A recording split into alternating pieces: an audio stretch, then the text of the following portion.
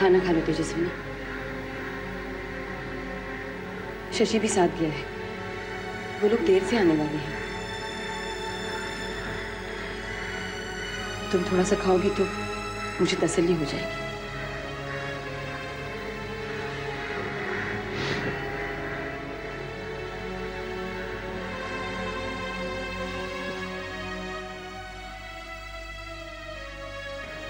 माँ,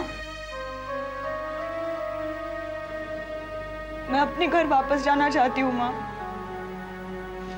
मैं इस माहौल में नहीं रह सकती। तेजस्विनी,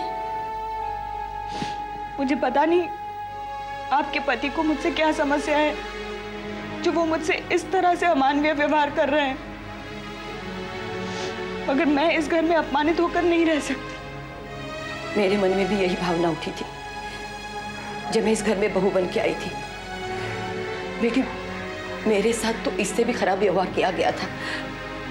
मैं भी सोचती थी पलट कर जवाब दे दूं मैं,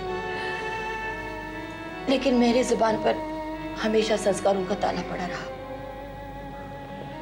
आपका मतलब है शशि के पिता पहले से ऐसे ही हैं? ये पूरा खानदान मशहूर है इस बात के लिए। इनकी पहली पत्नी का किस्सा भी कुछ ऐसा ही था। उन्होंने शायद इनकी बुरी आदतों के खिलाफ आवाज भी उठाई थी, मगर इतने जुल्म ढाए गए उन पे, आखिर में बेचारी चल बसी। उसके बाद आई मैं, और मैं निभा के ले गई, क्योंकि मैंने इनके सामने कभी अपनी जुबान नहीं खोली। मगर माँ, मेरी और शशि की शादी के खिलाफ तो आप थी। फिर शशि के बाबूजी मेरे साथ इस तरह का व्यवहार क्यों कर रहे हैं? मैं तुम लोगों की शादी के खिलाफ थी तो इसमें मैंने तुम्हारी भलाई ही देखी थी। मैंने शशि को भी ये बात खुल के कहना चाहते हुए भी कह नहीं सकी। इनके गुस्से का सोच के मैं चुप रह गई। क्या बताना चाह रही थी आप शशि को?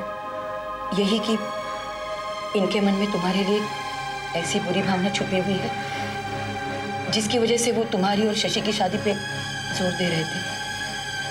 कैसी बुरी भावना माँ? अरे माँ, तुम तेजस्विनी के पास बैठी हो? लगता है तुम दोनों में सलाह हो गई है। तुम दोनों बाहर चले गए तो क्या मैं अपनी बहू को खाने को भी नहीं पूछूंगी? Very good. अब तुम दोनों सास बहू बैठकर गप्पे लड़ाओ, मैं सोता हूँ। उन्होंने मना किया था भैया जी को आज, फिर भी उन्होंने मुझे बियर पिला दी। Good night.